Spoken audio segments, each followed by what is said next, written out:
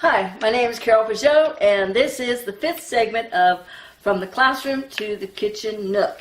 And as promised, last week we talked about what your instructor can or should expect from you, the student. But I also promised that I was going to go over some of the pros and cons of for-profit schools. I said the gloves were coming off. Well, we're going to go over some of the good things and some of the bad things. So, today, what are we going to talk about? I'm basically going to be talking about for-profit schools, but more in the line of vocational schools. Now, there are for-profit universities and colleges, and some of these things do apply to that, but mostly from my experience with the for-profit vocational schools. All right. So, I've been a part of for-profit schools for more than 17 years. And I tell you, there's a lot of good people involved in that industry. And so before we get started, I just want to a reminder that this series is a collection excerpts from the Soar Program, which stands for the Seminar of Academic Readiness, which is a program for student readiness designed for high school and up. So high school, college, university, or even on-the-job training, to give you learning tools and some procedures and processes that will help you be more successful in the classroom. That's offered at innovatetraining.com. So get it now while we have it at the introductory price. So these are just small excerpts. If you want the full program, I would really, really recommend it, especially if you are a student, high school, college, university, or even on-the-job training.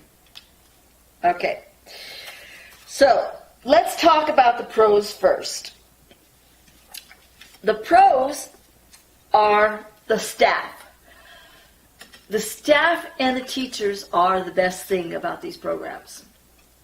For the most part, teachers employed there truly do care, and the teachers that employed there do love teaching.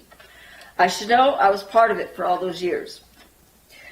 I had the pleasure of working with some really good people, and for the most part, now there's always exceptions. There are some people who are kind of burned out, and people who maybe shouldn't be teaching or don't necessarily have the patience to teach, but for the most part, what I've experienced, and I've taught at a lot of different schools, and for the most part, the teachers are the best part of it.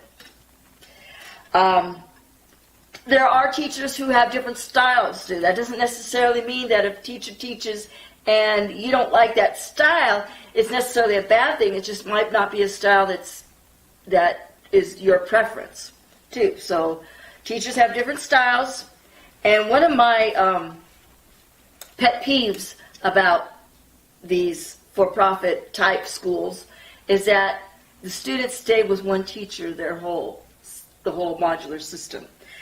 And I really think that it'd be best to be put in with different teachers, so you get different teaching styles, different backgrounds, different experiences. That's just my opinion. Okay, so what other type of pros do we have besides the staff? Well, flexibility.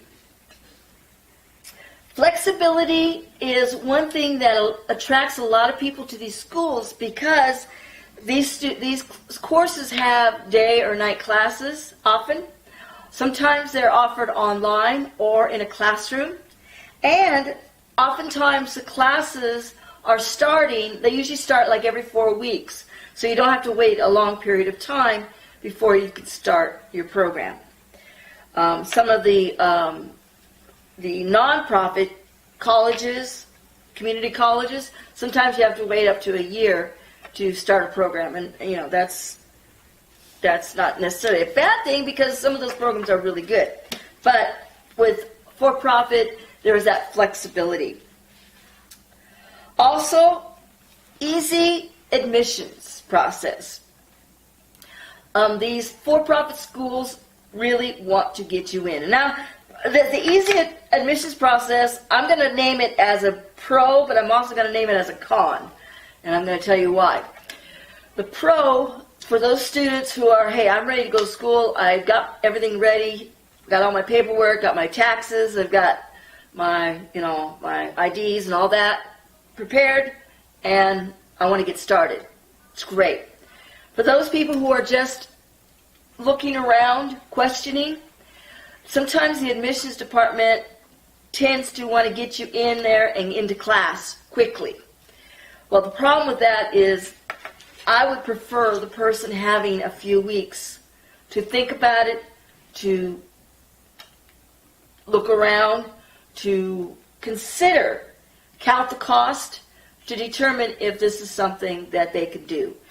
I always tell my students to make sure they count the cost because, again, you're in classroom for a certain amount of hours, and then there's required outside hours. That means homework and studying. 20 hours a week is usually the going amount. And so it's not something you should take lightly. Another pro is a shorter time to complete.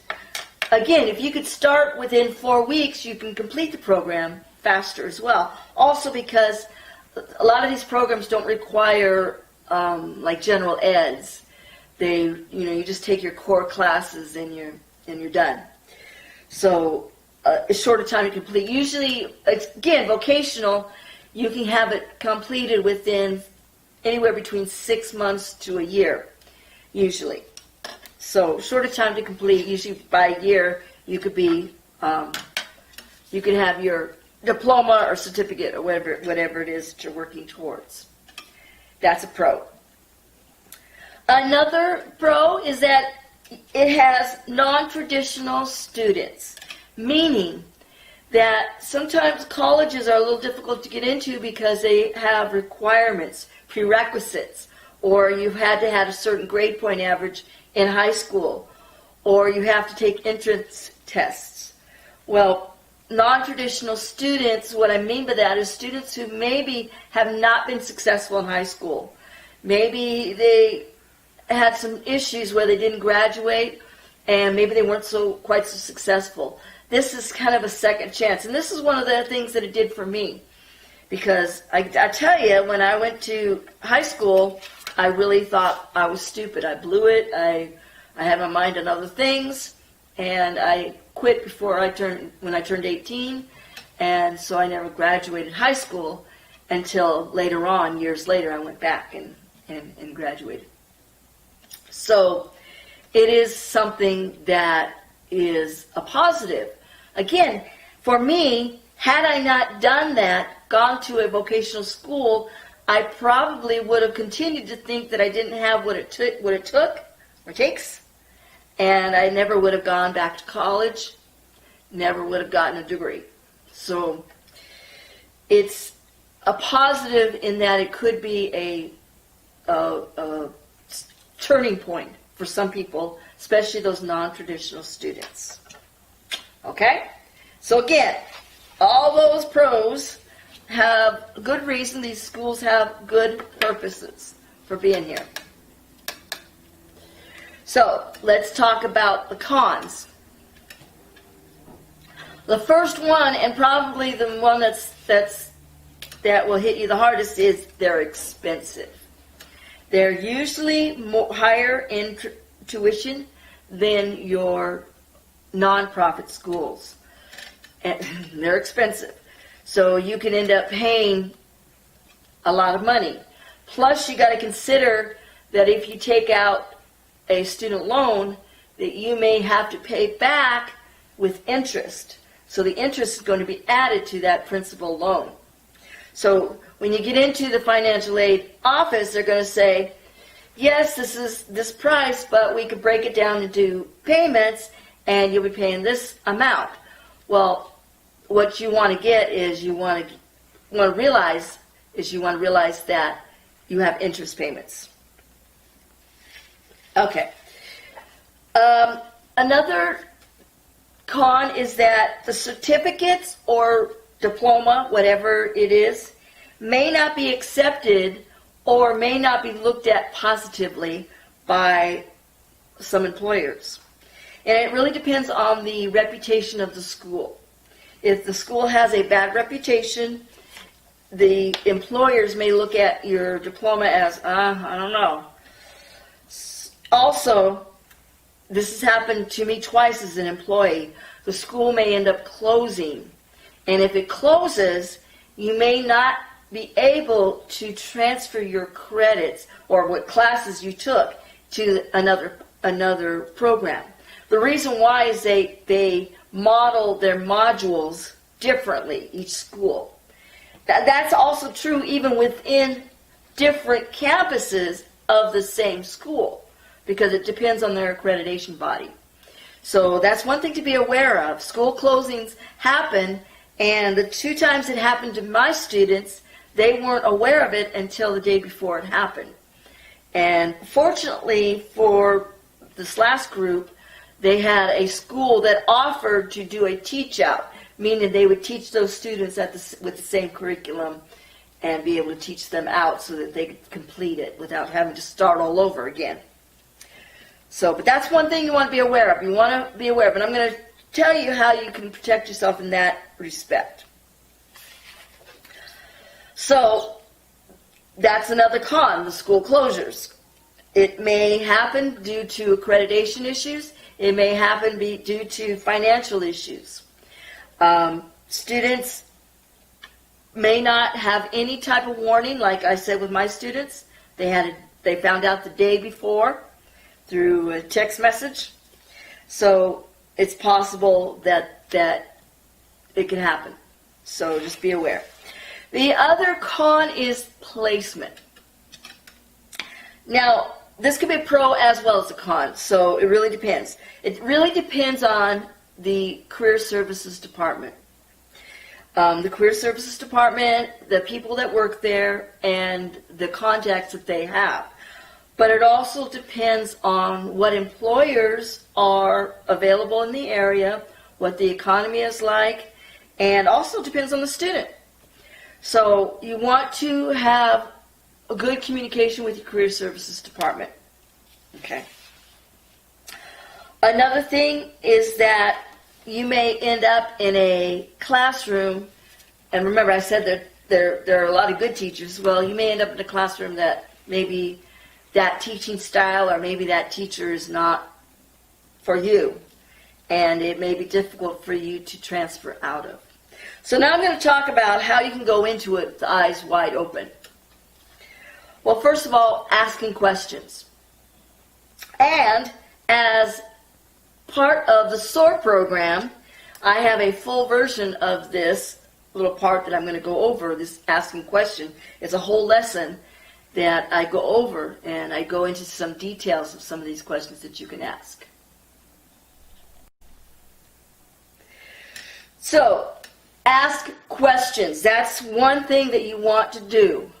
Make sure that you go into it with some questions that you have written down and prepared ahead of time. Take the Soar program so you can get all those questions down. Okay? But I'm going to give you a few. Questions you should ask. Well, you want to find out the total cost, period. I want a number. Don't tell me how much it's going to cost me a month. I want to know what is the tuition. Now, they may not know what your interest rate is going to be as far as your student loans, but they could at least tell you what the total tuition price is for that course. Okay? Find out what that tuition covers. Does it cover books? Does it cover equipment such as a computer or laptop or tablet? Does it cover uniforms? Does it cover other types of equipment like a stethoscope or scientific calculator, whatever? Find out what it covers, what's included in that tuition. Find out if there's any extra costs, like lab costs. Sometimes programs have an extra lab charge that they add to the lab component of some classes. And then once you have that number, say thank you very much, and then go compare. Okay? Compare with other schools like it, with the ones that you've been looking at. Okay. Another thing to do as far as your teacher, if you know what time frame that you're going to go to class, that you want, that time frame of the class that you want, say you want to take medical billing and you want to take it in the evening, ask to sit in the classroom of that teacher. Ask if you could spend a few hours in the classroom. I've had students do this, and most teachers don't mind, and most admissions departments will allow you to do this. You want to get a feel for the classroom. What is the teacher doing? Is the teacher engaging the class? What's the atmosphere like? You know, when you walk into a room and everybody's kind of uptight and nervous, you kind of get a feel for that. Well, there's a reason for that. Is the atmosphere fun and engaging, or is everybody comfortable? That's an important thing. Is the teacher sitting behind the desk the whole time? Or does he or she stand behind a podium the whole time? Or are they walking around? Are they talking to the students? Do they have one little group of students that they're talking to and are ignoring everybody else? Those are signs you want to look for. Or are they traveling around the classroom talking to everybody? That's important. What is their personality like? If you could sit through a lecture, how do they lecture? Do they lecture in a way that you could take notes? Take some pen and paper and see if you can follow along. That way you can kind of feel like, I think this teacher would work for me. Okay? That's important. And take the time to do it. Again, don't try not to make a decision that day. Even though the admissions rep is going to try to push you, saying, well, let's get you into class. Well, yeah, we'll get into class. Let me sit in without signing over. I just want to sit in for a couple hours to see what it's like. Okay. Ask to talk to career services. Ask if you can go to the career services department and talk to the career services rep, or that rep for that particular department. Sometimes they have a particular rep who deals with that particular department, like the healthcare, allied health, or pharmacy, or criminal justice, what have you. Ask about the externship, if there is one, and then ask about their placement record. This is a number that they keep track of. Believe me, I've been through many reports and many meetings where this number is given, so they know their placement rate. Ask them for it, because they'll have to give it to you. And if it's a low number, then you want to know why. If it's a good number, then you'll know that something is good. Okay? Ask about completion rates. Completion rates are the student starting and completing the whole program and completing externship and graduating. If their completion rates are low, maybe there's a problem. Okay? Every school loses students. Every school does. And not every student gets hired. And a lot of that placement has to do with the student. So here's a little secret that they'll tell you themselves. For the career services, sites that take externs who are also hiring and teach the students well are like gold. So they're going to treat them like gold. So they're going to send the students over there who have a good attendance record in the classroom, who don't miss 2 days out of every week. Because if they send a student over there who does that, it burns the site for the school. And so now they can't send students over there anymore. So they're going to send the ones that are really good, like gold, they're going to send the ones who have really good attendance. So try to get perfect, if not perfect, excellent attendance. And good grades, but more importantly, that attendance. That's the gold. Okay? So just keep that in mind. So go in knowing, asking questions, go in prepared, check out the Soar program. Make sure you also that you subscribe and you push like and hit that bell so that you can get notified, because there's a lot of good stuff coming your way. And next week, we're going to talk about how to take notes. I'm going to take another little excerpt from the Soar Program. Believe me, you want to check out the Soar Program because there's a lot of good stuff. So, I'll see you again next week. Bye.